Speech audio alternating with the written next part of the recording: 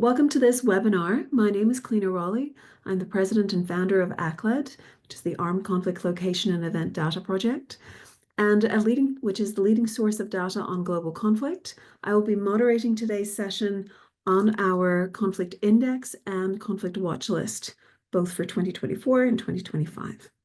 So our recent annual outputs include this conflict index that we've been putting together now for 2 years, and our 2025 watch list.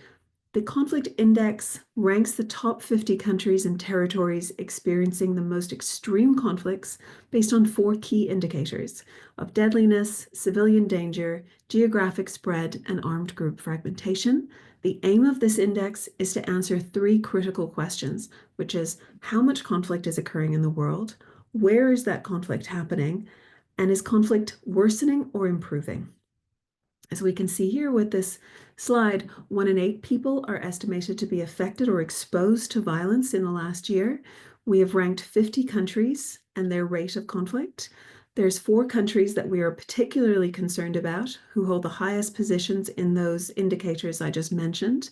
Those are Palestine, Myanmar, Syria, and Mexico. And there has been, as we noted, an unfortunate great rise in conflict with a 25% increase from last year. So this situation is worsening, certainly with conflict.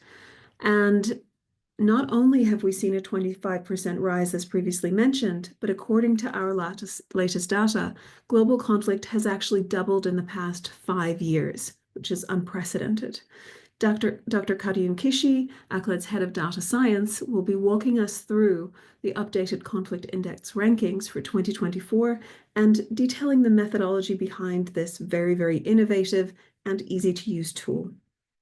So informed by these data, ACLED's 2025 conflict watch list spotlights 10 critical crisis areas that are likely to evolve during 2025.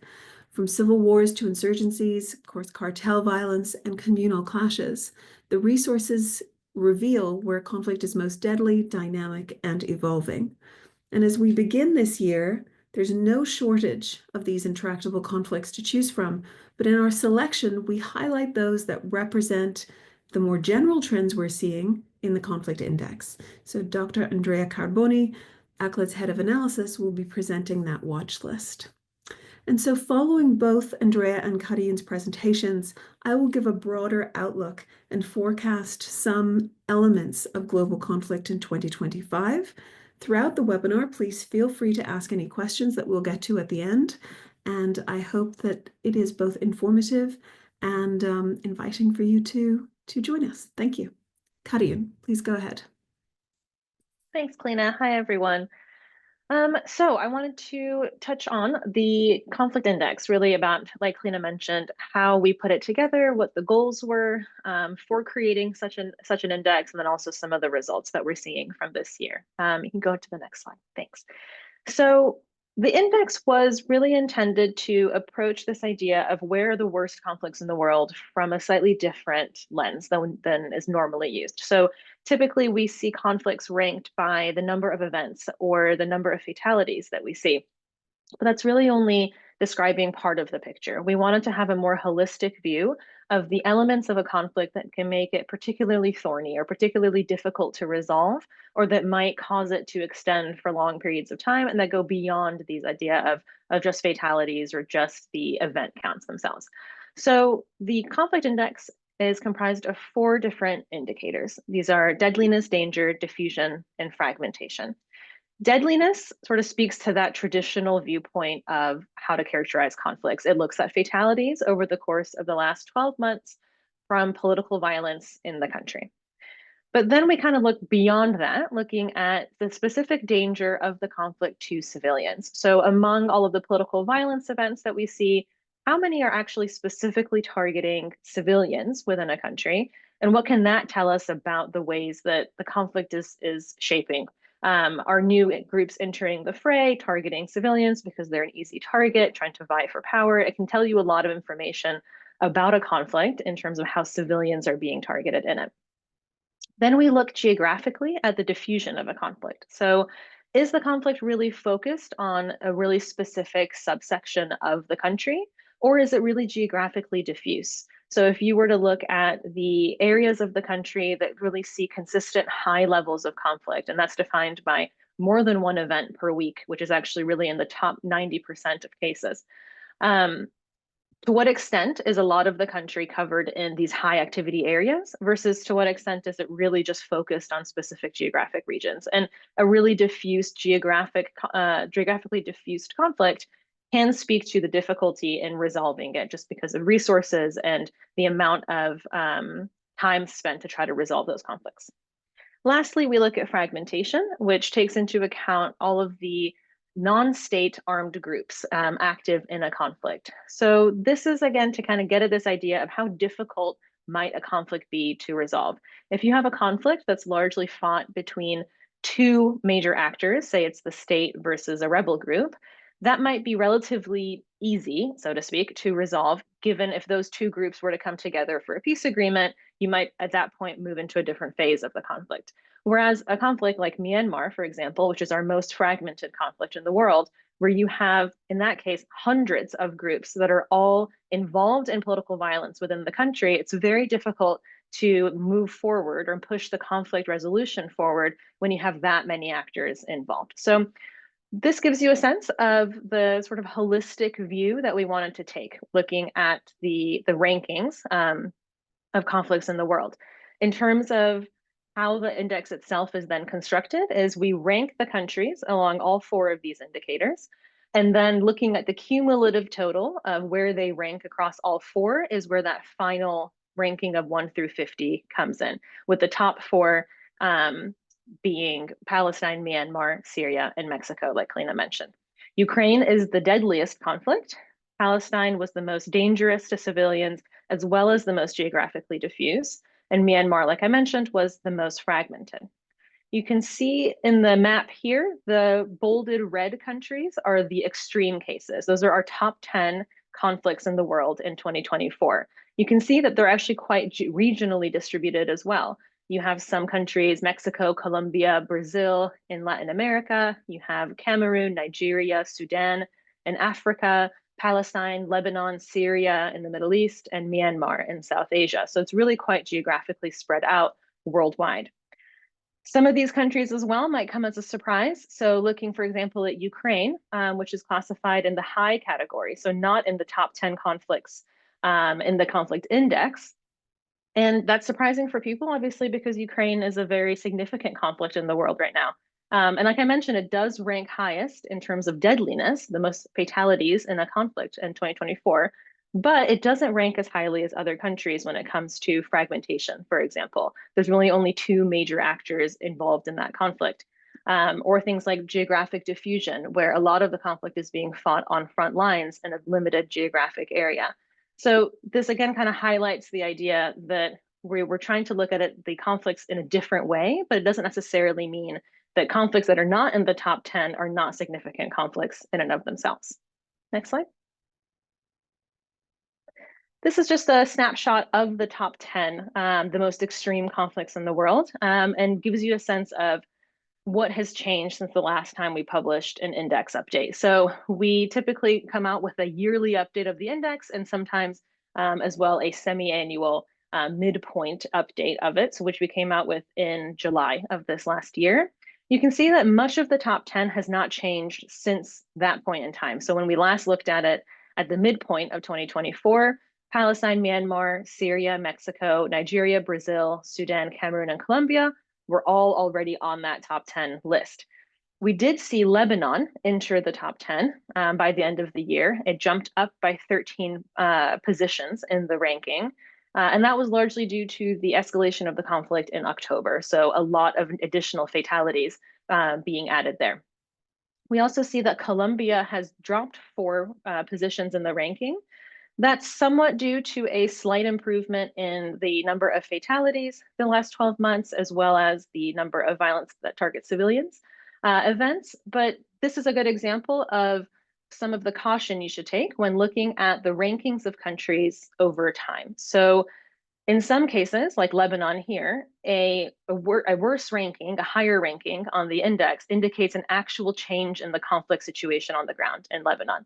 But in other cases, like Colombia, a decrease in the ranking does represent a slight improvement in the situation there, but a lot of it can also be driven by its positioning within the index relative to other countries. So other countries moving can move other countries up or down in the list and not necessarily represent significant changes on the ground. So it's also important to look at the ACLED data itself, look at the analysis pieces that Andrea's team puts together regularly to get a really good sense of what's actually happening in those countries and how much of a change are we seeing. Next slide. So I want to touch quickly on some of the applications of how you could use the information from the index, in particular to challenge some of the common ideas that we have around conflict and things like economies and things like democratization. You're looking here at a graphic looking at the index countries, the red being the most extreme top 10 cases, alongside where they are in terms of economic development. And one of the prevailing theories in conflict has long been that the more economically developed a country is, the less the propensity for conflict in that area. But what we see here actually is that, as you can see in those middle two tranches, most extreme cases of conflict are actually falling in upper and lower middle income countries around the world. Next slide. You see this carried through as well when we look at freedom status. So this is looking at scores from Freedom House, with the idea being that the more democratized, the more freedoms a country has, the less likely they are to engage in conflict. But you see that while you have a decent amount of the extreme cases in the not free category, an equal number of those extreme conflicts are actually falling in the free or partially free categories in terms of democratization. So a lot of these conflicts are actually occurring in democratizing places, in places that are seeing economic growth. Now, this of course does not mean that we should not pursue democratization goals, but just that the relationship to conflict is perhaps not as cut and dry as once suspected. Next slide. The last thing I'll highlight is the index tool that we have on our website that I highly encourage everyone to take a look at. This allows you on the right-hand side to filter, sort, take a closer look at each country, where they ranked, and especially where they ranked on each of the four indicators specifically. And on the left-hand side, you can also select whichever countries you're interested in and do a direct comparison of them. So you can see here, for example, just how diffuse the conflict in Palestine is with the far left yellow colored line compared to the conflict in Myanmar, for example. So it gives you a quick little comparison depending on the conflicts that you're interested in. You can also download the full data from this tool, as well as on the landing page for the index, alongside much more details about the methodology. So with that, I will pass it on to Andrea to talk about the conflict watch list for this year and also some of the nice overlaps that occur with the index itself. Thank you. Thanks, Carayun, Clionadh, for this kind of introduction on the index. And thanks also, of course, to kind of our colleagues for organizing this event behind the scenes, for everyone for participating in such big numbers on a Friday. Yeah, so I'm glad to present this year's ACLED Conflict Watchlist, our annual publication that identifies crisis areas that are home to some of the world's most, I'd say, consequential conflict. So, as usual, we have a list of 10 crisis areas. We decided to include the following, those that you can see in the map. Starting from the Russian-Ukrainian war, now close to enter its fourth year, with President-elect Donald Trump vowing to resolve it very quickly once in office. We have Israel's wars on Hamas and Hezbollah in Palestine and Lebanon, with actually the prospect of also continued unrest in the West Bank. So you find basically this kind of holistic analysis in our report. We also broaden our view in the Middle East, looking at the regional conflict between Iran and Israel, which is nested on top of domestic conflicts in Syria, Iraq, and Yemen. We also have an analysis of the civil conflict in Myanmar and Sudan, which have wreaked widespread destruction and suffering over many years. The crisis in Pakistan, the Democratic Republic of Congo, and the Sahel, where you have Islamist insurgencies combining with other domestic strife, but also international tensions. And finally, the internal conflict in Mexico and Colombia, where again you have kind of local governments dealing with criminal and insurgent groups with mixed results. Of course, we do not have enough time to go too much in depth into every single case, and happy to discuss them in the Q&A. But let me start by kind of highlighting the continuity that exists between these years and last year's watch lists, with only two main differences. One is Colombia, where President Petro's total peace policy has so far kind of given mixed results in curbing violence. And then Pakistan, where the combination of, again, separatist Islamist violence risks also, as I was mentioning just before, kind of straining relations with the neighbors, and especially Afghanistan and Iran. And this continuity, I believe, is a testament not just the persistence, but in some cases also the exacerbation of these existing conflicts. So we see kind of profound shifts and in the intensity and the quality and the way these conflicts are being fought. As usual, and as also Karen, you mentioned, the conflict isn't as kind of profoundly informed our selection for the watch list. Each of the countries that we've included in our watch list ranks high in the overall index or in its constituent indicators. Again, Ukraine ranks, for example, first on deadliness, but then it's also followed by Palestine, Myanmar, Sudan, Burkina Faso. Palestine and Lebanon rank on top of the diffusion indicator, so how spread out across a territory a conflict is, with Syria, Ukraine, Myanmar also in the top 10.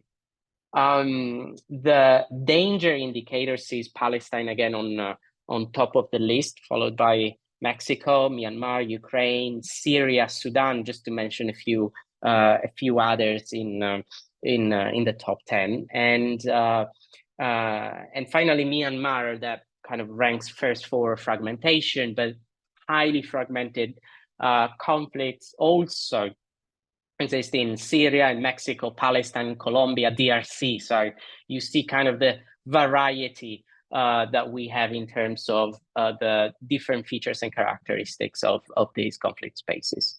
I'd say it is hardly surprising to see most of these crisis areas on our watch list. Their severity and destruction widely reported in the media, in analysis over the past months and years. And I'd say that many others could have been included. Karayin mentioned that we have the index actually maps 50 and more countries and regions across the world, but from Haiti to Venezuela, Ethiopia, Somalia, Mozambique, the Lake Chad Basin, the Philippines, these regions are all home to ongoing severe conflicts. They're all being kind of analyzed in our regular analytical output. So you'll find more on each of these spaces on our website. So there is kind of much more, and in many cases, these other conflicts interact a lot with what we've included, for example, in our watch list. We can also mention other spaces in East Asia, the Middle East, Africa, which may not be a conflict now, but they see a heightened risk of escalating further in the near future. So I wanted perhaps to draw some initial conclusions perhaps from these global overview. So first, I think one important point is that there is a variety, as I was mentioning, of conflicts and crises, both across and within states. We have interstate wars, Ukraine, of course, and Russia, but to some extent also the wars of Israel in Lebanon and in Palestine. We have civil wars, we have local insurgencies, we have widespread criminal violence. And there's different typologies of conflict often display specific features. For example, interstate wars or civil wars, they tend to be associated with higher levels of deadliness and danger, and also kind of a testament to the ability of states or even rebel groups to engage in widespread destruction or damage on civilians and property. Others, like other crisis areas suffering from local insurgencies or, again, criminal violence, they tend to have, on average, at least higher fragmentation rates, for example, again, due to the kind of proliferation of armed groups across various territories. We also should know that these conflicts tend to co-occur. They rarely happen in isolation from each other, but they either combine with other forms of domestic unrest, or they actually reinforce each other. I was mentioning the fact that these conflicts exist alongside other intercommunal, for example, violence or Islamist secessionist insurgencies. And again, the examples from Yemen, from Myanmar, from Pakistan, Sudan, DRC, Sahel, just Colombia, just to mention basically conflicts from across the world, like they testify to this diversity. And another element that, again, is important to highlight here is the transnational nature that exists in each of these spaces, whether it's political alliances, economic flows, conflict activity. We see that these conflicts are rarely limited to state borders. Armed groups take advantage, for example, of higher mobility or cross-border linkages to sustain armed flows, revenue streams, or even just seek shelter in better protected environments. And likewise, great or middle powers interference in these conflicts is quite common. With the domestic actors then becoming not just passive subjects, but actually actively manipulating external support to maintain relevance or to gain prominence over their enemy. And so just to come to the conclusion, there is, again, a complex web of conflict in our watch list. We try to summarize, and this, again, complex web, this intricate network, makes probably the task of conflict resolution ever more challenging, whether it's for accommodating the interests of dozens of armed groups in highly fragmented environments, or even addressing the quest for peace and justice in the aftermath of violent conflict or mass atrocities. Peacemaking today faces the prospects of being sidelined in favor of course, the brute force, if you want, of armed force. But that is also why a strong understanding of these conflicts, of these crisis areas, is ever more important, just to make sure that better decisions can also be taken. So with that, I'll pass it over back to Clionadh, and looking forward to answering your questions. Thank you. Thank you very much, both to Cartel and Andrea. That was an excellent summary of both the index and the watch list, two distinct products that we would like people to be able to use and apply to their own work. I'm going to really quickly go over some of the trends that we're seeing that we expect to be exacerbated in this year. And one relates directly to something Andrea just mentioned, which was that there are several forms of conflict that tend to occur even within the same country concurrently. And what we found in the last year, and in fact in the last 5 years, is all of those forms of conflict have increased in their incident rate. So every form of violence, political violence in particular, of course, has had a general increased net rate. But the largest increases were actually in the largest conflicts. So we're seeing the most violent places become more violent rather than having, for example, peace negotiations or any sort of attempts to mitigate some of the worst excesses of these environments. And I do want to really be clear, of course, is that what we're seeing in a lot of these environments that we've noted as being extremely violent are not just very different conflicts, but also very different politics that is feeding this violence to occur. And I think that that's one of the, of course, the standard ACLED conclusions about our work, which is the conflict reflects the politics in these countries.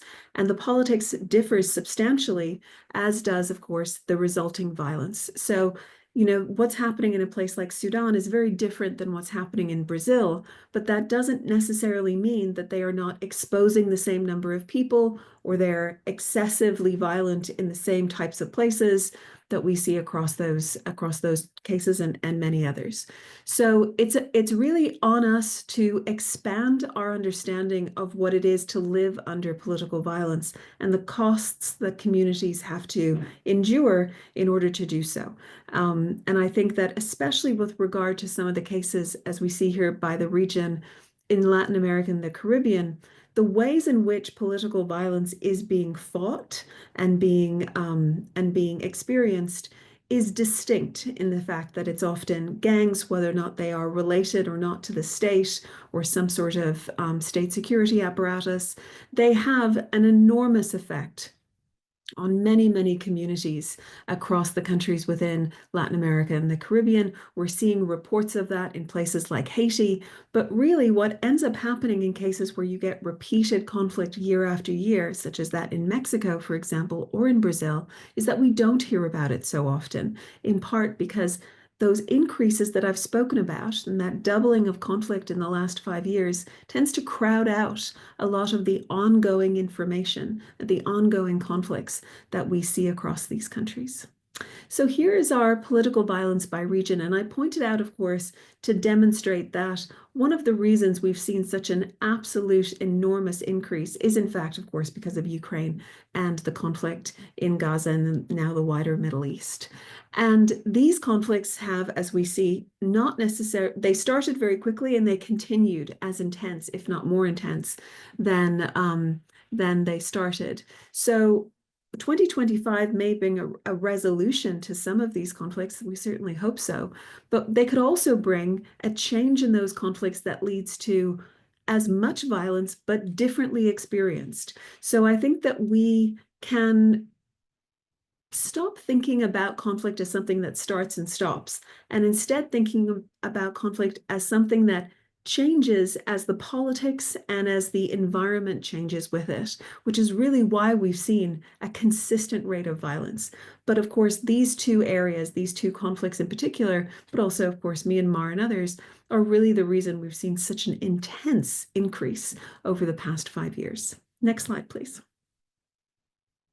I wanted to bring up something that, again, Andrea mentioned, but it's also, of course, the background to the work Cartel is doing, is the different ways in which the same country can experience a myriad of threats simultaneously that we often can subsume under the label of Syrian conflict in this case. But here we did something really excellent at the end of last year, especially when there had been a change, of course, in Syria due to Assad's fall. And we looked at the many types of conflict that occurred in Syria rather than just the ones people were focused on, which of course involved HTS. And as you can see, Syria is beset with multiple versions of devastating conflict, and it will be a massive challenge to the new government to try to mediate between very, very, very far apart groups in terms of how they wish to be engaged within the new Syrian state, but also what they gained and lost with HTS taking that position. And Syria isn't unique in this case. It's just that we have managed to showcase their various threats. Instead, Syria is a representative of many complex conflict environments, many of which we're seeing grow across the world, whether it is Congo or Pakistan or Syria.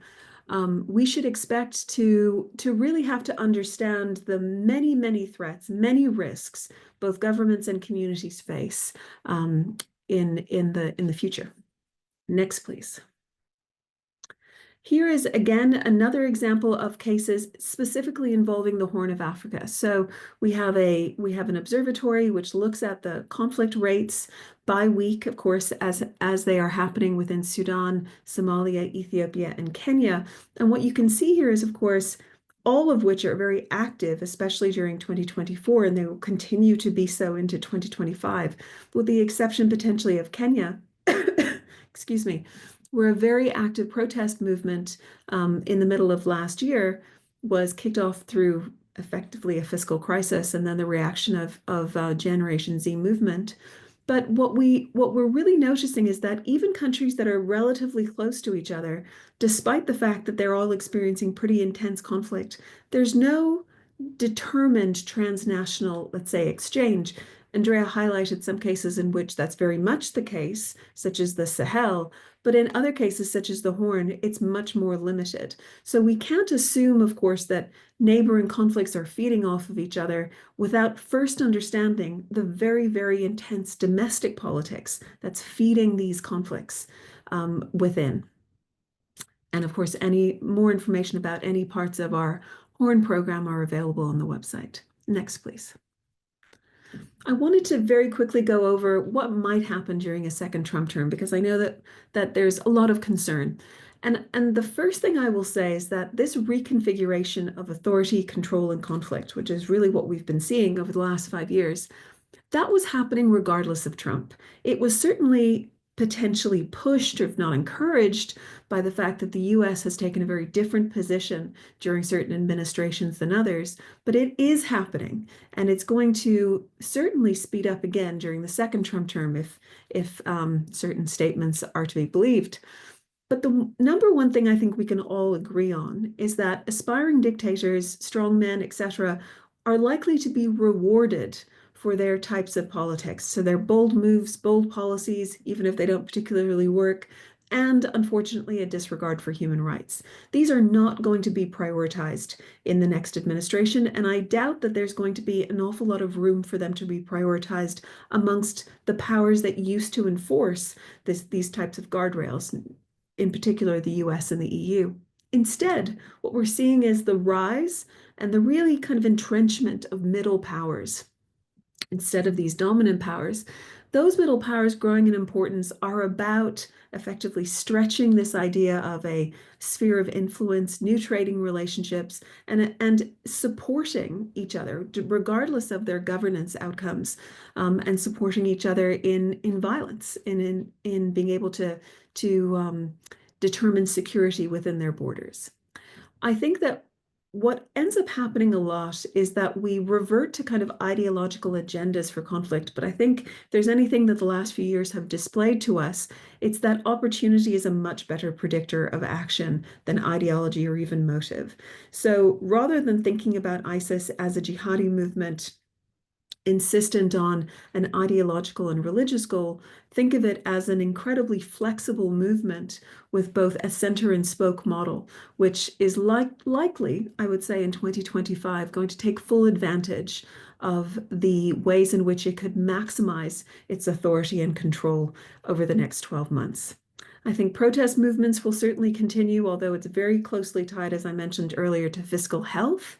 And I think that we should see pretty unexpected developments. Unexpected because I don't think that as a community we've really thought through what it's going to look like for example, the government in Syria to emerge and what their main priorities will be, how they will deal with violence, how the Taliban will deal with fractures internally, how Janin in the Sahel is likely going to start moving very much into new spaces and what they try to do there, and of course what might happen in Somalia. I think that there will be some US moves on the southern border that's likely going to heighten violence, and the US itself will be consumed with its near abroad, but potentially much less with its projected domestic conflict, which we expect will remain quite low. And I'm going to stop there so we can get enough time for questions.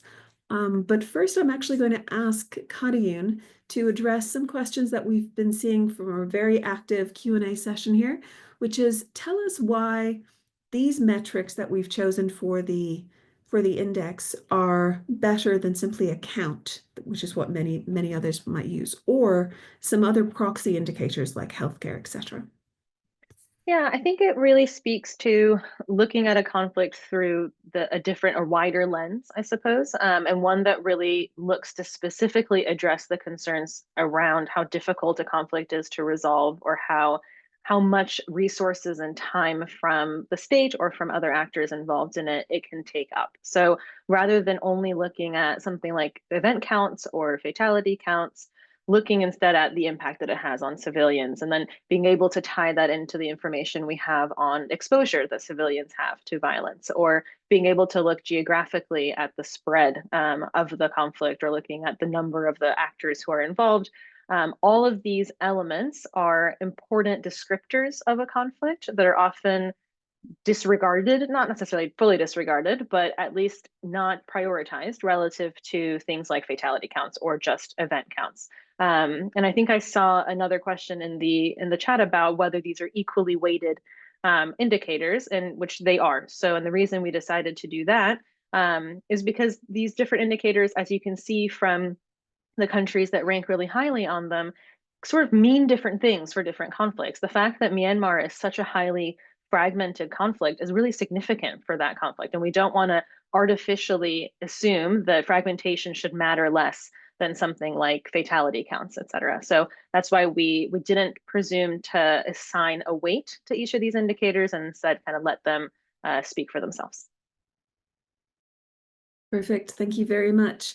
Andrea, I have a question for you from Mustafa, which is, could al-Shabaab take control of Somalia like the Taliban did in Afghanistan, given Trump's intention to end military support in the region? And what do you think might be the outcome of that? That's a $1 million question. I guess we've been tracking, of course, al-Shabaab's activity in Somalia and also in Kenya. Over the past couple of years, there has been this massive counterinsurgency campaign spearheaded by the government with the support, of course, of international partners, but also of clan-based militias within Somalia and United States airstrikes that have targeted, even until recently, like both Islamic State and al-Shabaab positions. There are also concerns about the possible I'd say resurgence, but better than resurgence, because the Islamic State in Somalia has always been quite limited in scope. Rather, the relocation of Islamic State structures, in Somalia, especially in northeastern Somalia. Now, to me, it seems unlikely that U.S. Support for counter-militant operations will stop suddenly.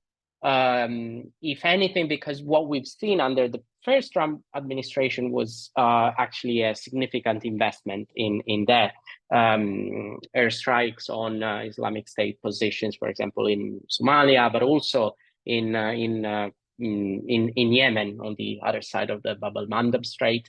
Had increased back then. So I doubt that, again, that will stop. Even more important will be actually the holding of the the coalition, the African Union kind of supported coalition that operates in Somalia and again in support of the Somali government, because that is, of course, again, Somali troops are not still strong enough to inflict a decisive defeat on Al-Shabaab. So we'll definitely see some shifts there. I doubt kind of a complete suspension of US support. Great, thank you. I also think that Al-Shabaab is being used by the Somali government at the moment as a threat or a risk to Ethiopia for moving ahead with the Somaliland decisions. And so we'll see how that plays out in some pretty heated regional politics. Carayun, I have a question for you relating more broadly to caste. If you could just mention some elements of it, but also whether or not the things that we're looking at in the index get reflected in what we're seeing in caste, and what looks to be the at least 6-month prognosis for some of these countries that are currently on the list. Yeah, great. I love any opportunity to talk about CAST. So CAST is the conflict alert system. It's ACLED's forecasting model, essentially looking at how conflict might evolve over the next 6 months, giving monthly forecasts for the number of events that we're going to see at the country level, but also even at the subnational level. So there's a lot of overlap. As you can see, there's overlap between what we see in the index and the watch list, but there's also overlap with what we see in the index and the CAST models. So typically what we see when we're looking at CAST forecasts is that what areas of the world are likely to see significant increases or remain the same. A lot of the countries that are highlighted there are also the ones that we see in the top categories of the index. But CAST is also a worldwide forecasting tool, which means if you're interested in any of the countries that you see in the index, you can also go there to see what are we forecasting or predicting that will happen in terms of the number of events next month, all the way up to 6 months into the future. Looking globally, as Clionadh mentioned before, the number of events has really increased over time, and that is something that we are predicting that will continue into 2025, at least into the first half of the year.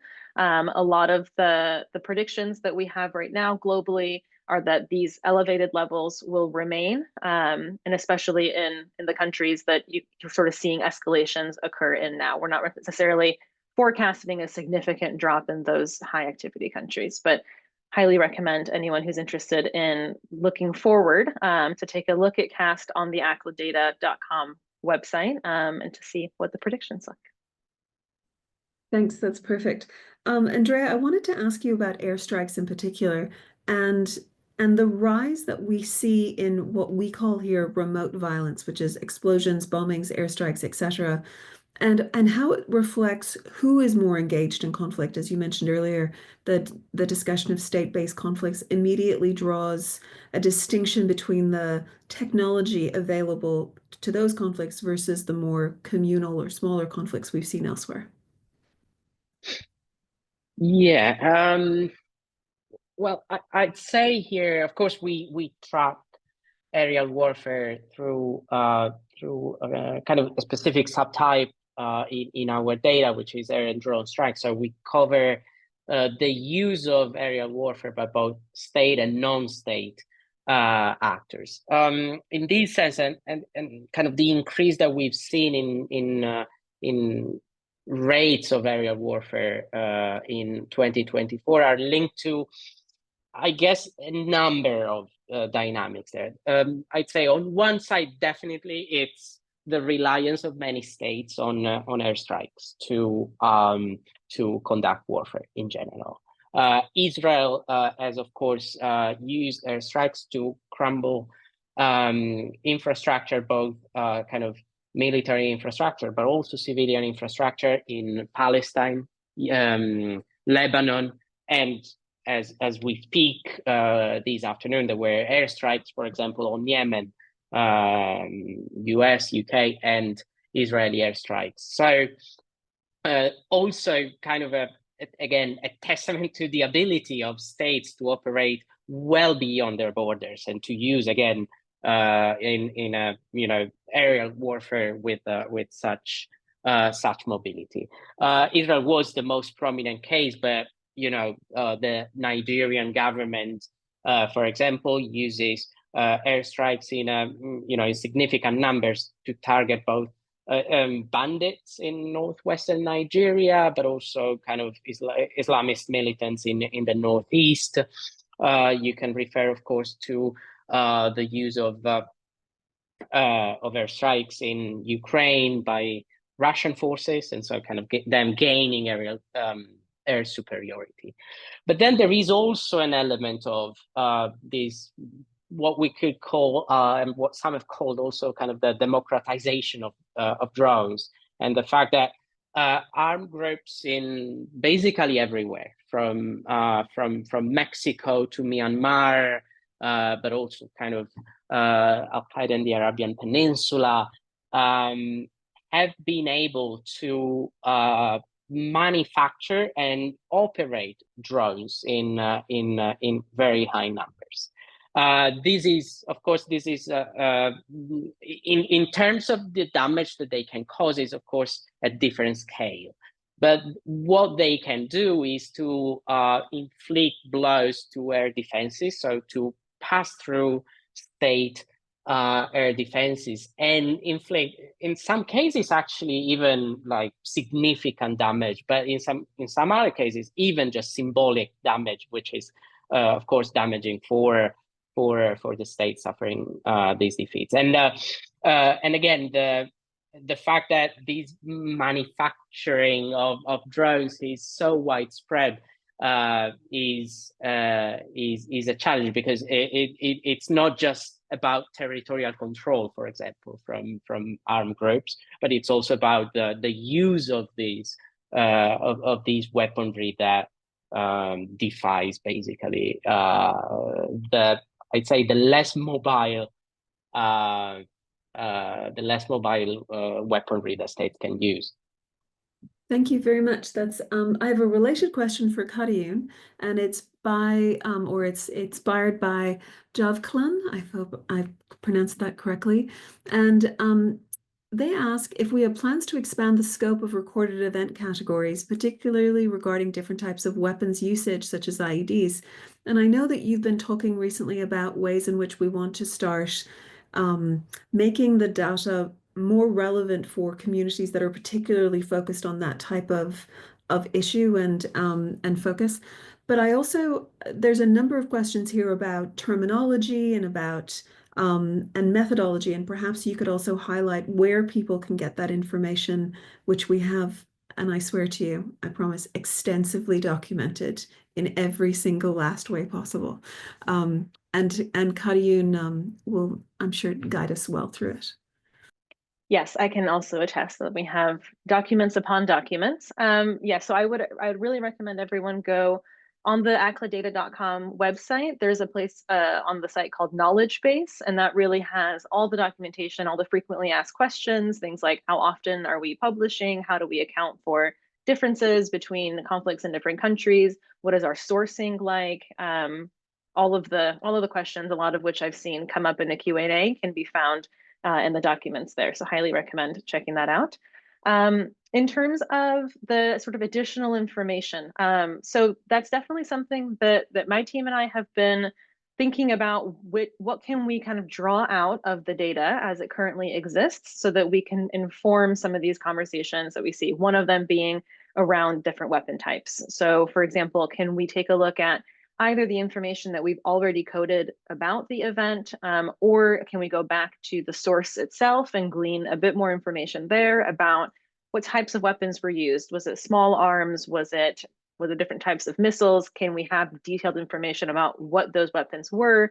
I think the answer to that will vary depending on the conflict, depending on the sourcing structure, and what information is out there. But the goal is to start developing these additional kind of use cases that allow people to draw additional insights from the data. So while we may not be, expanding the event types themselves, we can start creating things called tags, essentially, that we can use to categorize the events more easily for users. So especially users or organizations that don't necessarily have their own data science teams, or they don't have the resources or the time to go through and create these models, we will do that work for them essentially, and be able to publish this is a a curated data set or subset of the ACLED data, along with the weapons information or the events that specifically were related to election violence or so on. So we have a lot of those in mind. If you have things that you find interesting, please do feel free to reach out and give suggestions too. We're always wanting to know what users would find useful. Thank you. Perfect. I'm going to say this just because we're about 5 minutes from the end. There are some questions in here. I think one from, for example, MSF Haiti, and another from an Egyptian-based research group. If you could possibly contact us, and we can leave the email address up there independently. There's some very good information that I want to make sure that we follow up on from those attendees. Andrea, I've got a question for you about why some conflicts aren't necessarily covered well, whether or not, it's a matter of being reported well. Why do they not garner as much attention as maybe other types of conflicts? Why we're seeing an increase in wealthier countries? And in the end, how is this useful to people such as international agencies about where they put their attention or how they understand the evolving threats? Those are 3 questions. Sorry about that. You can choose. Oh, no, they're very, very interesting and important questions. I'll try to answer by kind of the best of my capacities. Well, in terms of the coverage, I guess we're living at a time where, of course, conflicts are being covered pretty well, pretty significantly, like at least from the civil war in Syria, there has been a massive increase in what is being reported through social media, or even kind of local media outlets. Of course, if we're referring here to international media reporting, that is contingent on a number of other parameters and driven by priorities, and I'd say sometimes also the level of difficulty that a reader can tolerate when reading about a conflict in a very distant part of the world. So that is, for example, an element why for many years the Yemen conflict has found very limited space and in most international media, and there was a window, especially between 2018-19, where that reached kind of global coverage. But the same can be said about, for example, Myanmar or DRC, the Sudan, like conflicts that typically fall under the label of the forgotten conflict, which is also kind of a cliche there. They are forgotten in the West in many cases, but they are being reported every day by kind of a wealth of local media, kind of local reporters, local kind of organizations, human rights monitors, for example, that even risk their lives to report on these conflicts without much protection. In terms of their wider kind of, or the conflict in wealthier states, of course, there is kind of broader difference, like in terms of what we are seeing there. But I guess that there we see again one thing is organized crime and how that has spread out not just to a limited number of countries, especially kind of usually in Latin America. But we see, for example, how even existing armed groups engage in those kind of illicit economies, and how they use networks, even international networks, to be present everywhere. There is a lot of what we can call, with a very stringent definition, political violence, so violence against political figures, whether it's candidates, whether it's political officials, whether it's other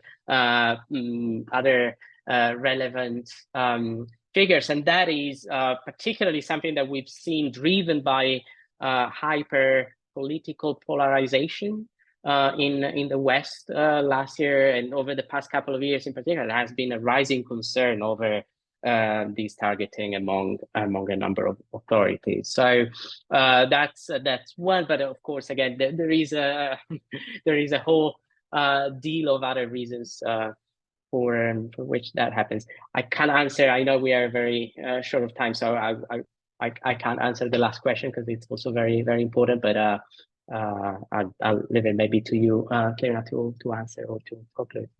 Thank you. I think that I will summarize by saying that our intention, of course, is to make sure that the available information about conflict is presented to people in all sorts of different ways to make sure that it's maximally useful to them, whether it's to help them decide about where to put their interest or their resources, or understanding the kind of microcurrents that happen within many conflicts. Both the index, the watch list, and of course the data itself is designed to provide at all different scales information for interested parties, communities to institutions. So we'd be happy to engage even further if you would like more information on any of these potential services. I'm going to stop there. I'm going to say thank you, of course, to everybody who attended, and also, of course, thank you to the ACLED staff who put this together. This was quite a large undertaking, not just to create both the index and the watch list, but also to put together today's webinar. We've really enjoyed it. And we hope to see everybody here again soon in our next webinar, of which there will be many in 2025. Thank you again. Bye, everybody.